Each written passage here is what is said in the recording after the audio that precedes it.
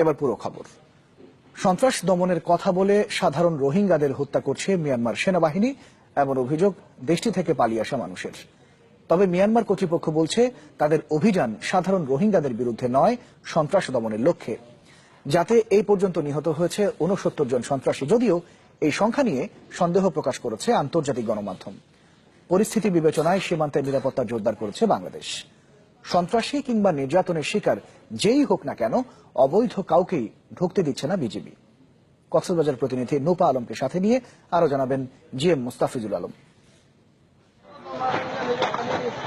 গত ৯ অক্টোবর মিয়ানমারের রাখাইন রাজ্যের সীমান্ত পুলিশের ৩টি ব্যারাকে হামলা ও অস্ত্র লুটের মধ্য দিয়ে এবারের সংঘাতের শুরু।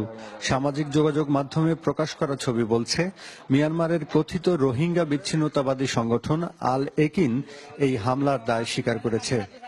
আর ইয়ান বুঝি পাচ্ছি যে রোহিঙ্গা কমে দুনিয়ার তাম দরজা আরলা বনগিয়ই আর হোক আর তিলুয়া পরিবদে ইয়ান বুঝি ভারি ওরে আর ইবা ৯ তারিখা ইবা গভর্নমেন্টের খেলাফ মারামারি শুরু করছি।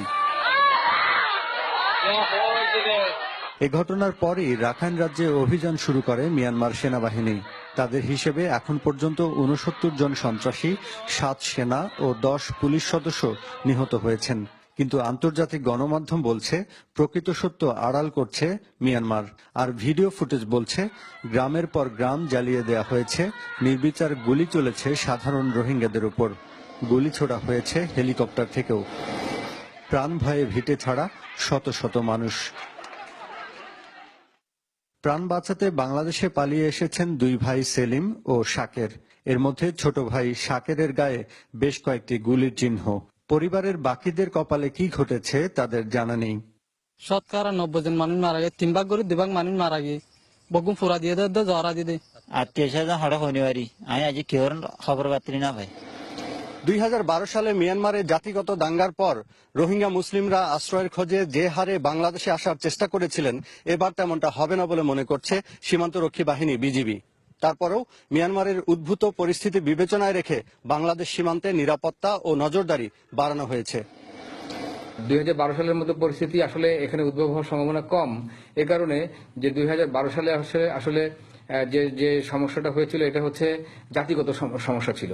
এখানে কিন্তু আসলে জাতিগত সমস্যার থেকে বেশি হচ্ছে যে সরকারি বাহিনী এবং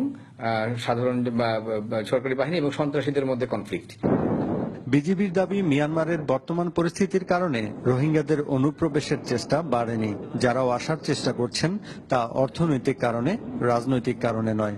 যদিও গত মঙ্গলবার একই দিনে বাংলাদেশে ঢোকার সময় ৮৬ জনকে ফিরিয়ে দিয়েছে বিজিবি। বাংলাদেশে কেউ যদি অনুপ্রবেশের চেষ্টা করতে থাকে তখন আমরা তাদেরকে ওইখান থেকে প্রতিহত করি এবং তাদেরকে আমরা ওইখান থেকে ফিরিয়ে দেই, তারা যেন বাংলাদেশে অনুপ্রবেশ করতে না পারে। তো এই ক্ষেত্রে আসলে কে নির্যাতিত আর কে সন্ত্রাসী এটা দেখার সুযোগ আমাদের খুবই কম। ওপারে সেনা অভিযান শুরুর পর থেকেই বৈধভাবে বাংলাদেশে আসার ১ ও ৩ দিনের পাস বন্ধ করে দিয়েছে Myanmar. GM Mustafizul Alam, channel 24, Teknaf, Cox's Bazar.